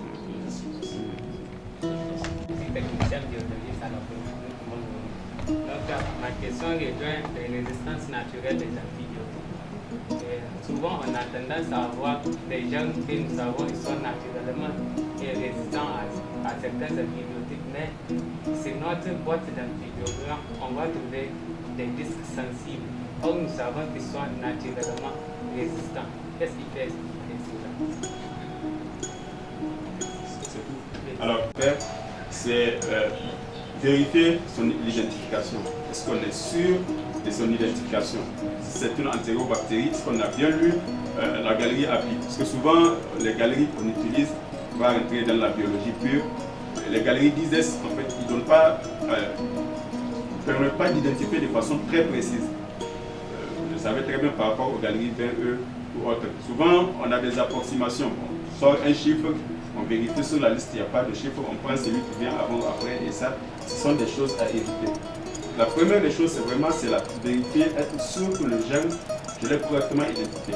Pour le gramme, en général, il n'y a pas de problème. C'est un proxy, bacille, gramme positif, gramme négatif. Mais après, l'espèce, est-ce que je l'ai très bien identifié? Lorsqu'on est sûr de son identification, effectivement, ça peut arriver. Et même dans le casque, même dans cette dernière version 2024, ils ont insisté là-dessus. Ils disent que la résistance naturelle, normalement, théoriquement, elle devrait se retrouver dans 100% des souches. Mais il y a des exceptions. Il y a des souches qui peuvent ne pas exprimer ces gènes de résistance. Mais on doit quand même les rendre résistants dans l'antibiogramme. Donc même si vous le faites et que vous trouvez que c'est sensible, vous devez quand même mettre résistant dans le compte rendu que vous remettez au clinicien. Il y a des exceptions. Et même dans cette dernière version, ils l'ont souligné. Mais vraiment, la première des choses à faire, vérifier l'identification d'abord. Quant à moi, c'est Issa Bazali, au laboratoire avec l'hôpital national de Niamey. Moi, ma question, il arrive des fois qu'on voit sur le résultat des antibiogrammes que deux espèces sont identifiées, genre bacille ou bien avec l'hypoxie. Mais au niveau des antibiogrammes, on trouve un seul antibiogramme. Peut-être si on peut nous éclaircir là-dessus. C'est les deux antibiogrames, c'est un seul antibiogramme qu'on a fait ou bien les deux souches sont. Voilà. Alors, souvent, vous pouvez voir bacille gramme négatif, oxygramme positif au niveau de l'examen direct. Et après l'identification, vous allez voir un seul gène. S'il y a deux gènes, vous allez voir un gène. On fait les deux antibiogrammes séparément. Parce que l'antibiogramme, ça se fait sur une espèce identifiée, même si c'est deux VGN. Et souvent, ça peut même arriver à deux Escherichia coli, par exemple. Un même malade, on fait deux antibiogrammes différents. Parce que ce ne sont pas les mêmes souches. Donc, chaque antibiogramme ingère. Maintenant, ce qui se passe en fait, dans l'examen direct, on peut trouver des proxys et des bacilles, mais dans la culture, le fait que le malade a pris des antibiotiques, on trouve que des bacilles. Les bacilles seulement ont poussé, les proxys n'ont pas poussé, mais on les a vus à l'examen direct. Là, on le précise au clinicien, quand même pour qu'il tienne compte de ça dans sa prise en charge. Et souvent également, les infections anaérobies ont ces aspects, où dans le gramme, on a des bacilles et des proxys, mais on a un seul type qui va pousser. Donc l'antibiogramme, ça concerne une espèce. Mais effectivement, on peut avoir au niveau de la lecture du gramme, et souvent même vous allez voir, on va vous mettre bacille gramme négatif, proxy gramme positif, mais examen de culture négative, culture stérile. Ça également, ça arrive. Ça, ce sont des infections décapitées. Bien, le malade, il est sous traitement. Docteur Aruna, médecin biologiste. J'ai des apports et des questions. Concernant la distance entre les disques, le docteur a oublié de le préciser, le plus souvent on dit 30 mm entre deux disques. Oui, entre deux disques. Oui, 30 mm. Et lorsque vous respectez, au cas où il y a un mélange, vous pouvez mesurer le rayon. Parce que des fois, quand il y a un mélange entre les diamètres d'inhibition, oui, vous pouvez mesurer le rayon. Ah, le rayon. Oui, et multiplié par 2, vous avez le diamètre. Oui. Et dans une question, j'ai entendu parler de la valeur de l'antibiogramme chez un patient qui est par exemple sous antibiothérapie. Des fois, il y a le patient qui est sous traitement, l'antibiotique utilisé peut entraîner une résistance. C'est ce qu'on appelle la résistance inductive. Donc, lorsqu'on a utilisé l'antibiotique et que les signes persistent, il faut demander l'antibiogramme parce que la première molécule peut entraîner une résistance. Dans ce cas, on voit très bien qu'il faut faire un autre examen et à travers l'antibiogramme, on verra une deuxième résistance. C'est-à-dire lors du premier examen, l'antibiotique peut être, le germe peut être sensible. Et le même germe sur un deuxième prélèvement peut être résistant. Donc, vous voyez la valeur de l'antibiogramme. Et j'ai une question à poser au docteur. Dans notre contexte, vu la cherté du densitomètre, est-ce qu'on peut, il y a une technique qui nous permet de faire les examens de bactériologie lorsqu'on a les milieux de culture pour les consommables et qu'on n'a pas de densitomètre? Parce que c'est à travers ce densitomètre qu'on peut évaluer la densité, les 0,5 microfarads. Et au niveau de la pénicilline G, je ne sais pas si je n'ai pas bien saisi, lorsque le staphylocoque sécrète la pénicillinase, c'est comme si vous avez, je n'ai pas bien saisi. Lorsque le staphylocoque sécrète cette pénicillinase, est-elle sensible à la sulfoxytine et aux autres bêta-lactamines? C'est comme si dans la présentation on a dit que le staphylocoque est sensible aux autres bêta-lactamines. C'est ce que j'aimerais bien comprendre. Merci. Ça permet d'avoir un étudiant standardisé et de bien réaliser les étudiogrammes. Quand on a un laboratoire de bactériaux, il faut l'avoir. Ça veut dire que c'est cher, mais c'est pas si cher que ça. Je crois que ça doit tourner autour peut-être 1 million, 1,5 million. Et quand on l'achète, c'est une fois et il n'a pas de réactif. Seulement les piles qu'il faut changer. Donc, pour garantir la qualité des résultats, et je crois que ce n'est pas si cher payé. Et il y a ce qu'on appelle des étalons. Donc, les étalons, en fait, ce sont des suspensions qui sont fabriquées. Parce qu'en réalité, ce qu'on regarde, l'appareil, on sait qu'il mesure, c'est la turbidité. Donc, il y a des étalons. Les étalons, c'est des flacons où on a mis du liquide, où on a mis. C'est un peu trouble, donc il y a différentes mesures. Donc, en fonction du standard qu'on doit préparer pour faire son antibiogramme, on prend et on compare. Mais en fait, j'aime pas trop ça parce que c'est un peu subjectif. Parce qu'on prend les talons, on prend la suspension qu'on a préparée, on les approche, on regarde à l'œil nu. Est-ce que c'est équivalent ou pas? Alors que pour l'autre, pour le mode Farland, il te donne un chiffre exact. Je sais qu'il faut ajouter ou qu'il faut diluer. Alors que là, bon, c'est à l'œil, on peut regarder. Je vous dis que bon, c'est la même chose, quelqu'un doit te voir regarder, elle va dire que c'est pas pareil. Mais peut-être là où il n'y a pas ces instruments, que de ne rien faire, on peut effectivement utiliser ces étalons. Alors, concernant la deuxième question, peut-être que c'est un lapsus. Le Staphylococcus aureus, quand il produit une pénicillinase, donc il est résistant, on a dit à la pénicilline G, à l'amoxicilline et à l'ampicilline. Maintenant, il peut produire une pénicillinase, donc être péni-GR, mais être céfoxytine S. Donc, en ce moment, quand le céfoxytine S sera sensible à l'oxacilline, à la cloxacilline, à l'amoxyacide clavulanique, au carbapénem. Et ça, c'est la situation de la plupart des Staphylococcus aureus qu'on isole, les souches qu'on isole. Donc, ils sont péni-R, mais qui sont céfoxytine S. Je ne sais pas si c'est clair. Merci beaucoup, docteur, pour la brillante présentation. Ma question est la suivante. Pour les prélèvements des urines, on nous dit chaque fois des urines matinales de préférence. Donc, déjà, ce que je voulais savoir, c'est parce que existe un temps minimum convient à ce que les urines fassent des analyses avant le prélèvement, ou bien quelle est la raison pour laquelle on dit de préférence des urines matinales? Et la deuxième question, c'est pour comparer avec les malades hospitalisés qui sont sondés. Donc, si vraiment il y a un temps qu'on veut que les urines fassent, donc qu'en est-il de ces malades-là qui sont hospitalisés, qui sont sondés et qui ont un examen des urines le matin? Et donc, ils sont sous réhydratation parfois, donc on ne peut pas vraiment clamper pendant un certain heure parce que la vessie sera pleine. Obligé, on va laisser les urines passer. Donc, vraiment, quelle est la fiabilité de ces urines-là recueillies avec les urines qui ont été recueillies, pas avec la sonde? Je ne sais pas si vous avez... Parce que souvent, c'est une question les urines du matin, pourquoi? Parce qu'il faudra que les urines séjournent suffisamment longtemps dans la vessie pour qu'il y ait des contacts avec les éventuelles bactéries qui sont présentes. Donc, bien sûr, même si on dit les urines du matin, que le malade s'est réveillé le matin à 5 h pour aller faire sa prière et qu'il revient après et qu'il fait le prélèvement, c'est pas bon.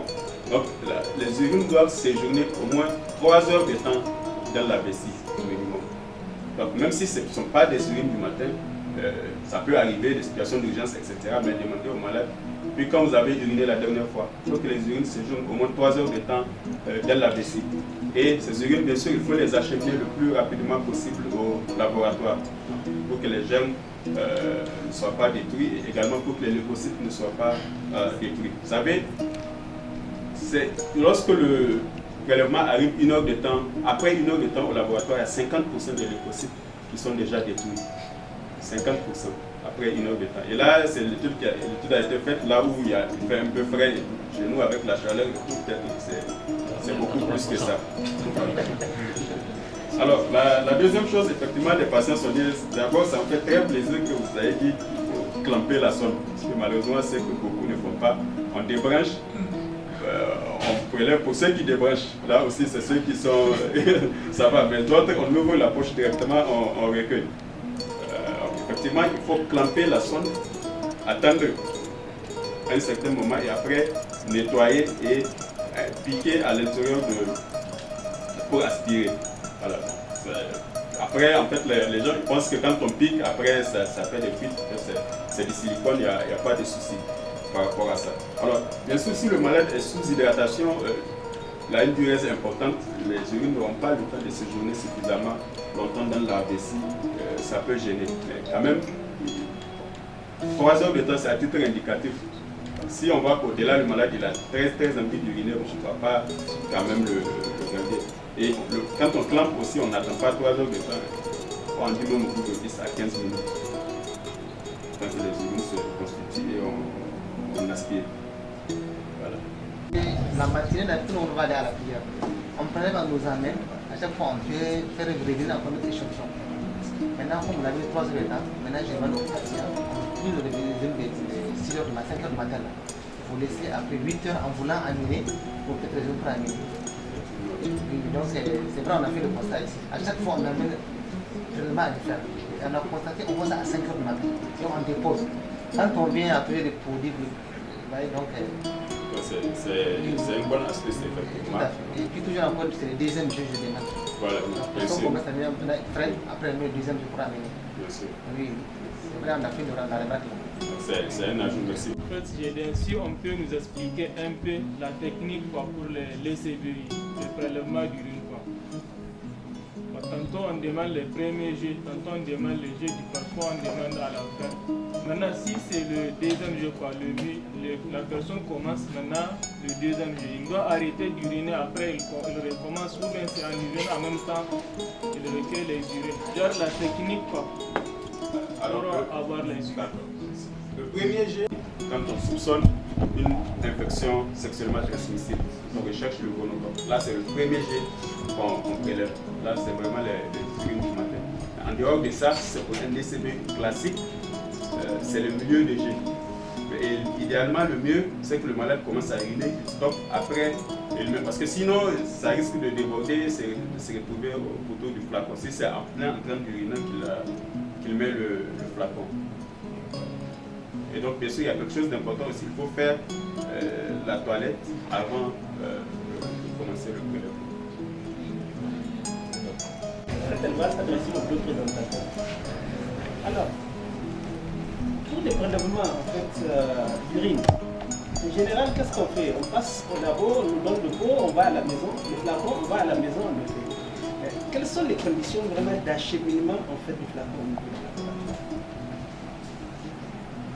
La deuxième question, quand je regarde le produit la bétazidine, c'est une cadosporine de 3e génération qui est utilisée ailleurs depuis les années 80-90 et que c'est en 2024 ou 2023-2024 en fait que nous l'avons ici.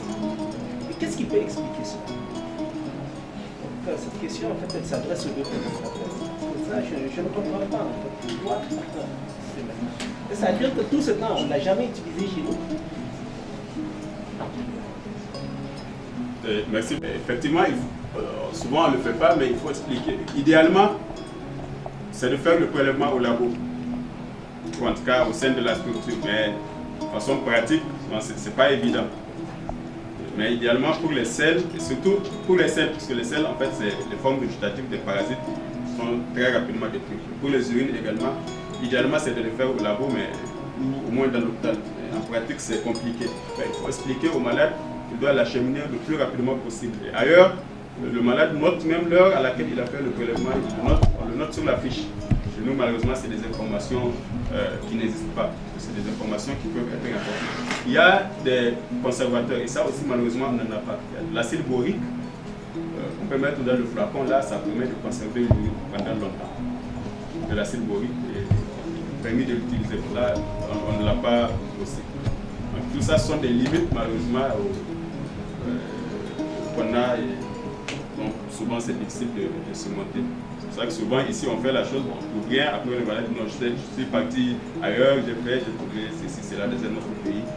Ce n'est pas du fait de la technique, mais c'est du fait de beaucoup de facteurs. Alors pour la deuxième question, Excusez-moi, donc on doit en fait déconseiller aux patients de faire des prélèvements à domicile. Si oui. C'est ça. Parce qu'il y a de l'idéal, voilà.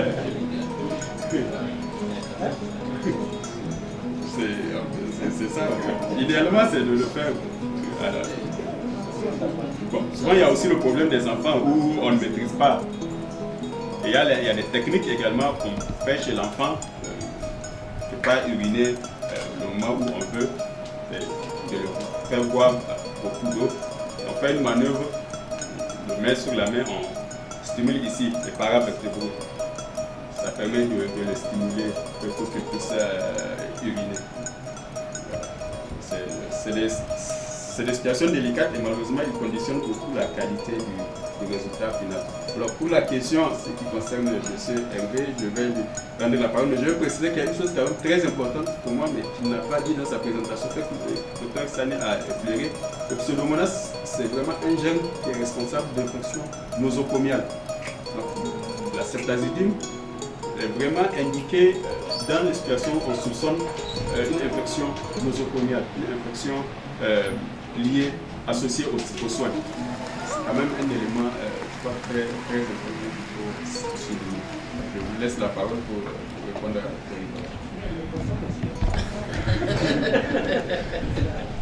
Merci, docteur Ika, pour la question pertinente relative aux dates. Alors, 1985, c'est la revue, date de parution de la revue américaine de l'étude de revue américaine de médecine. Il y a des dates plus récentes quand même. 1990, 5 ans après, c'est le journal américain de médecine des infections hospitalières qui a publié des études. Et 2006, c'est-à-dire 20 ans après, donc il y a beaucoup plus récent. Bon. La disponibilité des produits, des molécules relève de la compétence de l'Agence nigérienne de réglementation pharmaceutique. Nous, à ma connaissance, c'est avec le laboratoire Stride Pharma que nous avons obtenu l'AMM, l'autorisation de mise sur le marché concernant la bétazidine, votre ceftazidime. Pourquoi ce n'est pas venu avant? Stride n'est pas propriétaire de la molécule. En fait, la ceftazidime est une molécule qui est tombée dans le domaine public, donc la bétazidime est un générique de marque. Pourquoi ce n'est pas venu avant? Pourquoi la demande n'a pas été faite? Pourquoi il n'y a pas eu de dossier dans le stock déposé? Je ne saurais pas. Mais nous, on a le Stride Pharma a eu le mérite de déposer le dossier et d'enregistrer le produit. Voilà ce que je peux dire. Et les dernières études remontent à 2006, c'est beaucoup plus récent que 1985, c'est-à-dire 21 ans après, pratiquement, si j'ai bien compris. Donc on va retenir plutôt l'année 2006.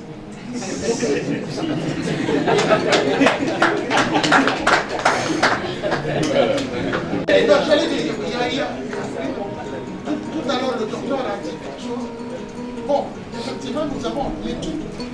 En fait, c'est une réponse clinique des infections nosocomiales, notamment le pneumonie nosocomiale, septicémie nosocomiale, infections urinaires nosocomiales, des infections nosocomiales étant bon, des infections associées aux soins, des infections contractées à l'hôpital, en théorie. A priori, le malade à l'admission n'était pas venu avec ces infections. Donc, le labo a bien fait de faire ces études comparatives dans les infections nosocomiales. Donc, nous avons le plaisir de vous dire que la seule ceftazidime disponible est la bétazidime. Merci, docteur. Des songeurs sur le marché, alors que ceftobiprole 5e génération a été déjà testé et ça a été commencé à utiliser dans les hôpitaux depuis avant 2010. Parce que la campagne Surviving Sepsis Campaign en 2010, ils ont effectivement évoqué l'utilisation de ceftobiprole en cas de choc septique. 45 minutes d'intervalle, si on ne peut pas avoir un prélèvement, donc c'est recommandé d'aller à la céphalocone de 5e génération. Actuellement, elle n'est pas disponible sur le marché nigérien. Et je me rappelle la famille des carbapenem. Moi, j'ai participé au lancement en 2015 des méropenem. Alors que dans le monde, ça fait plus de 30 ans que le produit là existe et est utilisé. Je me demandais, un moment à notre staff, j'ai demandé aux médecins s'ils ont une fois vu l'inésolide. Il y a l'inésolide, oxazolide, c'est une famille spécifique et appelée oxazolidinone, qui ça fait plus de 20 ans que le produit là sur le marché d'air est anti-staphylocoque aureus par excellence en cas de résistance, même à la vancomycine. Pourtant, ces produits-là ne sont pas disponibles. À un moment, on disait que la vancomycine, c'est le dernier recours en cas de staphylocoque aureus. Mais c'est démontré que la famille d'oxazolidinone, elle est impossible au staphylocoque aureus de développer une résistance face à cette famille d'antibiotiques. Pourtant, ce n'est pas disponible. Je pense que docteur Ouakara, en tant que biologiste avec les infectiologues, c'est vraiment un travail qu'ils devront revoir parce qu'au Niger, je ne me rappelle pas s'il y a un comité national de suivi pour l'antibiothérapie. Et si c'est le cas, je pense qu'en partant des rencontres comme celle-là, on peut évoquer, dire aux oreilles qui sont censées entendre ça. Parce qu'on a de sérieux problèmes quand on est en face d'un choc septique. Bon, on est limité sur le laboratoire et même si on arrive à isoler ces germes-là, on est encore limité sur l'approvisionnement des médicaments. Apporter juste un peu le sujet de discussion entre les cliniciens et les laboratoires pour qu'on puisse ensemble trouver une solution concernant tout à l'heure le sujet qui a été affiché le débat sur l'acheminement des urines pour faire les CBU. Alors, si on fait le rapport entre ce qu'a dit Dr Boubacar, effectivement, l'urine qui doit rester au minimum 3 heures de temps dans la vessie, je pense que l'idéal est que ça soit en milieu hospitalier le prélèvement.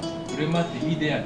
Parce que vu à la maison, on ne sait pas dans quelles conditions ça va être prélevé, dans quelles conditions ça va être acheminé. Et je me dis que on peut essayer de s'en passer à cette habitude, le prélèvement de la matinée, pour être sûr. On va plutôt conseiller aux malades que de préférence garder l'urine 3 heures de temps dans la vessie et venir en milieu hospitalier. On fait le prélèvement, je pense que c'est l'idéal. Voilà. Donc vraiment, on peut essayer d'arrêter cette habitude d'urine collecte de la matinée. Faire une petite explication, si je peux le dire comme ça, en fonction des pathologies recherchées pour nos techniciens biologistes et pour nous-mêmes médecins. Par exemple, si on recherche une gonococcie, ça serait bon d'expliquer aux patients, bon voilà, je recherche une gonococcie chez vous, faites le premier jet. Ou bien voilà, on recherche telle infection, faites au milieu du jet. Ça va éviter en fait d'avoir des cultures stériles à la fin. En fait, ce que vous dites, c'est effectivement